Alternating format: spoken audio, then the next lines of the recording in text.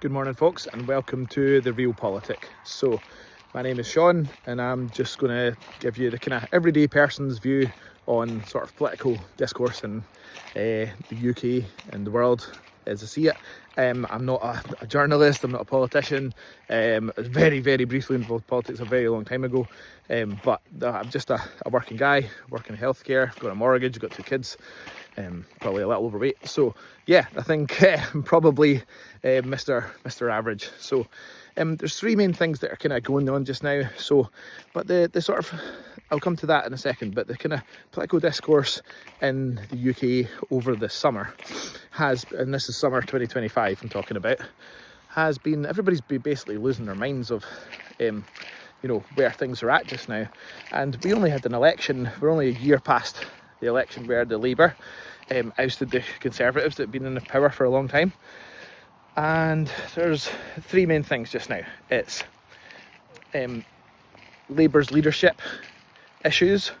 Will the Conservatives basically still be a valid political party after the next election? And our reform, basically, which I suppose is linked to the second one. Thirdly, our reform, the new right real alternative in the United Kingdom. And okay, so starting with the first, so Labour. Now, I suppose that on the surface of it, you look at last year's election as a massive, enormous win for Keir Starmer, which it was. He went from the Labour were kind of appeared like they were staring over the precipice after the 2019 election. But I mean, I suppose compared to where the Tories are right now, Labour were probably still in a better position. But the stars had really aligned against Labour. Everything was against them really. I think 2019, there was a lot of Brexit sentiment, which went better with the Tories. The press, the mainstream, I don't like that expression, it's the mainstream media. But effectively, the press and a lot of the media in the UK is quite right-wing. They feared and hated Jeremy Corbyn, who was kind of a self-professed socialist, him and John McDonnell. So, and there was other scandals like talk of anti-Semitism and stuff in the party. So there was a lot of things that went against Labour, and they were smashed in 2019. So Starmer takes over at a really low ebb for Labour, and nobody thought that they were coming back within a parliamentary term. But nobody thought the world would have COVID, the pandemic, the multiple Conservative mess-ups during the pandemic. Just look up things like Partygate, where everybody was restricted and what we could do as people. People are dying of this unknown virus, and then the Tories are partying it up, mixing with who they like, drinking, having a laugh, and everybody else under big restriction in their life. Liz Truss with their economic mismanagement, which people still feel in interest rates now, Pinchergate, all this kind of stuff. So the Tories really sort of made their own tea, to use the West of Scotland expression. They really shot themselves in the foot more than once. Labour looked slightly more competent. Well done, Keir Starmer. He's kind of sorted out. He did a lot of kind of quite merciless kicking around of people who he didn't think were up to the job or were too controversial. He shifted them out. He really dealt with any accusations of anti-Semitism, very sternly. And people seemed to appreciate that they looked more professional, they looked more trustable, and they weren't the Tories. So, in come Labour. But we're a year later, Labour don't seem to be changing much. They've changed a bit about inheritance tax down south, which kind of had a lot of farmers and people like that against them. But I think, a general part of the population seemed to agree with changing inheritance tax. But inexplicably, they haven't changed the 2-child benefit cap, which is a bit of an own goal. So if you have more than 1 child, you can't claim further benefits past the 2nd child, which really hits poorer working class families harder. There's lots of papers and evidence that say that it's the one thing you could do that would lift more children out of poverty. So for a party that's supposed to represent the working classes, this is an inexplicable own goal really for Labour. So yeah, Labour, they've had those problems. They've also had their deputy PM had to resign about 2 months ago now. So as well as being deputy, she was also the housing minister. She hadn't paid the right taxes on a house that she'd sold. She said that she'd kind of got the wrong advice or something, but it just didn't look a good optic. Now this was a disaster though for the kind of more left people of Labour and their support, because Rayner was viewed definitely a bit more leftist and Starmer centrist. So they have kind of lost their champion, and it doesn't really, there's a bit of aggro between those supporters and what they feel the direction of the leadership is now. So there's a few things that are Labour looking tricky, but the things that there's also talk of, like, they need to change if they're going to beat reform. They've been talking about a few more right-wing policies, talking about changing the benefit system, which could have got defeated in Parliament by leftist rebels, and they have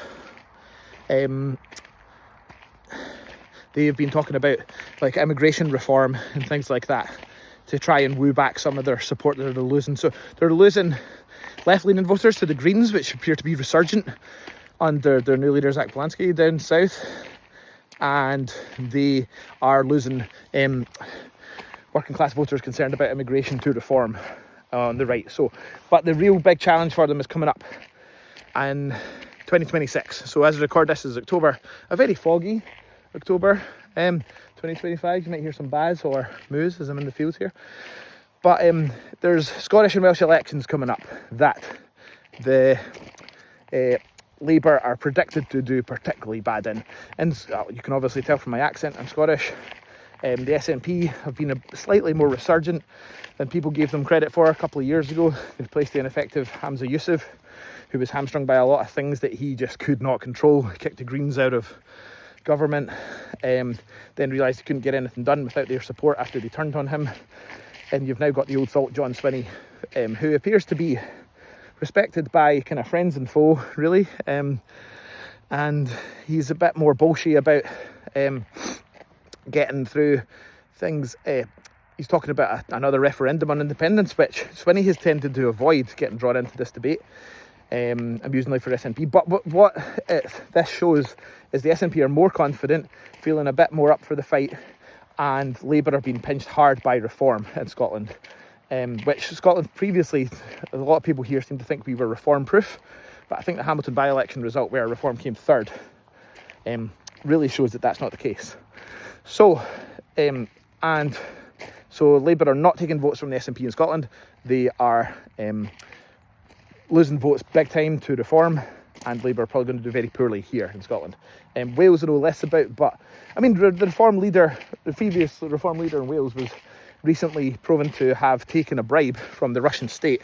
So I don't know if that hurts their chances, but it seems like Labour are under pressure from reform in Wales and from Plaid as well. So in both those elections, Labour might do quite poorly, and Starmer's metaphorical head might be gone. There's talk about Andy Burnham coming in, and that might help. He's not got a seat just now though, so he needs a seat in Parliament to challenge for the election, for the leadership. And lots of people feel that the selection committees are backed up by are Starmer loyalists, so it might be tricky for him to get in. I think that would go quite badly for Keir Starmer if it was seen that his team would oppose him standing in a by-election. But anyway, there's a few hurdles for Burnham to cross, plus the fact, I don't know if I'm convinced, he is tried and failed twice before, but I don't know who else Labour would go to. I don't have the dislike for Starmer that a lot of people do. I think he tries, he was a good administrator to sort them out and get in, but they were also aided by circumstances that the Tories were completely all over the shop. No clue, a lot of corruption and incompetence, and it was like a walk-in try basically for Labour at the last election. So Starmer, I think he's trying, but his sensible centrist approach is under real pressure just now from both kind of populist right and a bit more kind of socialist left, effectively. So the Conservatives, they are sinking like they've torpedoed themselves so many times. Kemi Badenoch, some people Some people I talk to will kind of wonder if she's some sort of double agent to bring the Conservatives down more. I don't believe in conspiracy theories, but she's doing a pretty bad job. I think she's avoided talking about policies, which is baffling to me. Like, you're smashed in the election, you go to Kemi Badenoch, who was, just slightly more right than the kind of almost far right Robert Jenrick. So I think that, there really wasn't much difference in that leadership thing. Kemi Badenoch often talks about the mistakes that the Conservatives made, but refuses to engage in what those mistakes were, refuses to apologise for them. So, do you think it's right that people weren't allowed to do anything in the pandemic and watching their leader's party in number 10, or Liz Truss experimenting with economics and driving everybody's mortgages up? She doesn't seem to take one. She says there's mistakes, but then doesn't take responsibility for them, which is interesting. So Badenoch, she has talked a lot about ECHR withdrawal in the last week. That's an extremely bad idea in my perspective. It's very short-termism. It really shows that a lot of people don't understand what the ECHR protects you from. It was literally set up to protect you from fascism after the Second World War by, coincidentally, mostly Tory lawyers and politicians, and approved of strongly by Winston Churchill. So it's interesting that the right really hate the ECHR right now. I think some of the less informed people seem to think it's some kind of relic of the European Union. It precedes the European Union. So it's there are only two non-signatories to the ECHR in Europe, which is Belarus and Russia. And Belarus, I think this was 18 months ago, a journalist who criticised Lukashenko was intercepted in Belarusian airspace as he flew from Athens to Lithuania by Belarusian fighter jets and then taken down and arrested. I don't need to give examples of why Russia crushes your freedoms. So these protect your human rights, okay? I don't think Britain needs to be the third country in Europe to not be a member of the ECHR and join such esteemed champions of democracy and human rights as the dictatorships of Belarus and Russia. So that's one of her few policies, is leaving the ECHR so we can deport asylum seekers, okay? Even though the blockage by ECHR courts for asylum seekers is like 1% or something, it's a fraction, it's absolutely nothing. Only other policies seem to be kind of some sort of Trumpist expansion of like a border force that based on ICE that would be twice as efficient as the American ICE on tracking down immigrants and kicking them out.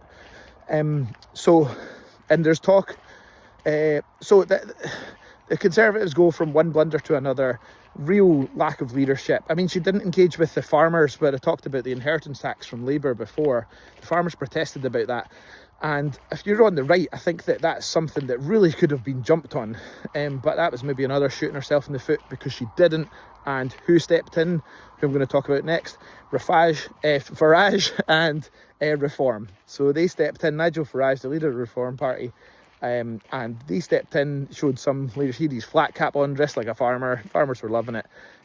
Talking about the, basically criticising like kind of socialist ideology of like Labour and working against British interests and all that kind of stuff. So Reform have been dominating the kind of the discourse for a wee while now, and it is quite interesting. They think that they are now the real right party in the UK, and they've probably got a bit of justification by that just now, because the Conservatives really are in a lot of trouble, leadership wise.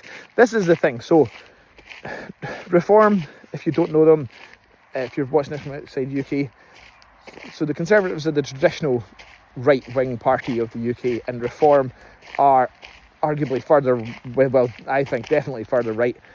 Some people call them fascists. I don't know if I'd go that far. But they're using the immigration thing as a ruse, because they will then, once they leave the ECHR, they are going to put taxes up. Not just linked in with the ECHR, but their main thing is business and the rich. They are their backers. They are going to cut. They're cutting income tax for us, which is great. But they also want to cut, corporation tax, inheritance tax, all this stuff. So who benefits from that the most? Well, not the working classes. I think that Reform are basically doing smoke and mirrors with their asylum seeking stuff. Let's just remember Why do we have Brexit? Nigel Farage is why we have Brexit. The Tories were scared of him in his previous iterations of UKIP, Brexit Party, whatever. And they went ahead with the Brexit vote because they thought they could win. They lost. We now have Brexit. We've all got poorer. And funnily enough, immigration has actually went up. So if you were someone who really opposed immigration to the UK, we now have more immigration to the UK after post-Brexit. Just excuse me, I'm coming down. These cows were kind of staring me out here, so I'm kind of coming around in a way to not bother them and get skewered by that one with the big horns. Loving the horns, looking good. So I'm going to go around this way. So yeah, we have more immigration in the UK. And ironically, whereas we used to have a lot of immigration from European countries, because we were in the EU, and very little immigration from elsewhere, that's now flipped. And there is minimal immigration from European nations and a lot more immigration from Asia and Africa. So now, certainly never my view that we shouldn't have a diverse society. I don't mind people from other cultures coming here and making it their home. But if you were of the opinion that you didn't want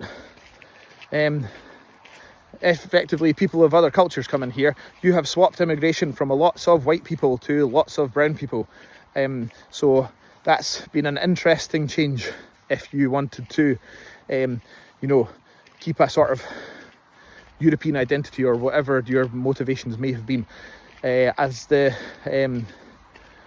seen a great interview, I can't remember the gentleman's name, he was debating, was it Mark Francois, one of the Tories a few years ago, where he said, not every person who voted for Brexit was racist, but every racist voted for Brexit. I think, the sort of the interesting flip on the immigration pattern towards UK has got to be driving some of those people crazy. So that's kind of where things are. So the Labour probably, do I think that they will have a new leader by this time next year? Yes, I think they probably will. I think Starmer's tried, but I think that he's under pressure. Him, and arguably the only person who's under as much pressure, close to it, is him and Labour. Rachel Reeves, the Chancellor, she's not had a good time. She kept talking about a 20 billion black hole when they got put into power. She doesn't talk about that much because I think it seems to be worse. Labour have not stabilised the economy. They're doing better on immigration than the Tories were because they're actually processing asylum seekers, so there's less asylum hotels. But are they doing enough? They got enough of the eye-catching headlines? No, they don't. Is Starmer a charismatic leader? No, he's not. And I think that people might argue, okay, Keir, you've done really well to get us in, but now we need somebody who's going to beat back Farage and whatever's left of the Tories and maybe the Lib Dems, because you're not the guy. Do I think Badenoch will still be leader of the Tories? No, she's hopeless, actually. I think that I actually find that it shouldn't be I watch, I don't just stick to watching the things that I follow, the kind of coverage that I believe in. I watch anything. I watch I watch kind of mainstream media news. I watch more left covered stuff, and I watch things like Fox News and GB News.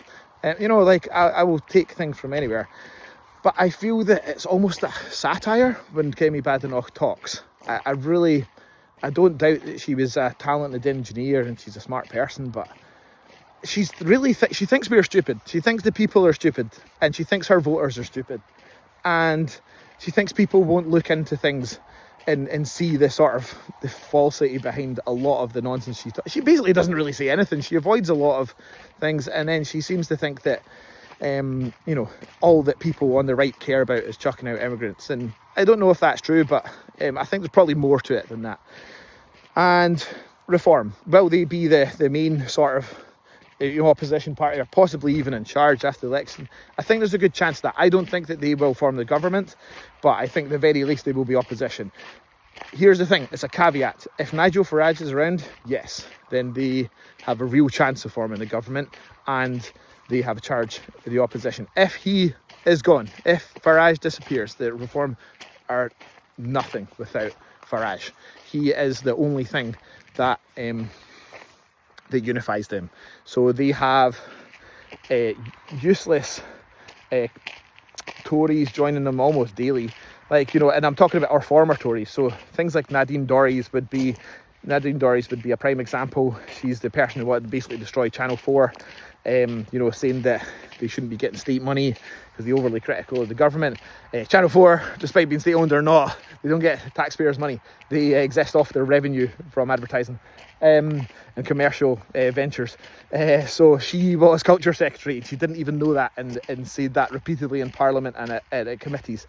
Andrea Jenkins, oh my goodness. So are these the people that, you know, yeah, I'm not convinced that there's there's Richard Tice. Whenever I hear him talk, he can't actually answer questions. He can't give you a policy. He can't. It's just sound bites. So he's probably their next kind of most well-known spokesperson after Farage. I think that they are rudderless and leaderless. If he has some kind of scandal or he has to leave the arena, Reform just slink back to the shadows, and we'll see a Conservatives basically back to kind of the middle ground purely because there's nobody else. Kind of how Labour had their walk-in try again in the election with the Conservatives being useless last year. So that's kind of where we're at. What am I going to do with this channel? We'll see. Hopefully we'll get some interesting people to talk to and have a bit of debate. Yeah, we're always happy to hear ideas and see where things go. Thanks. Take care.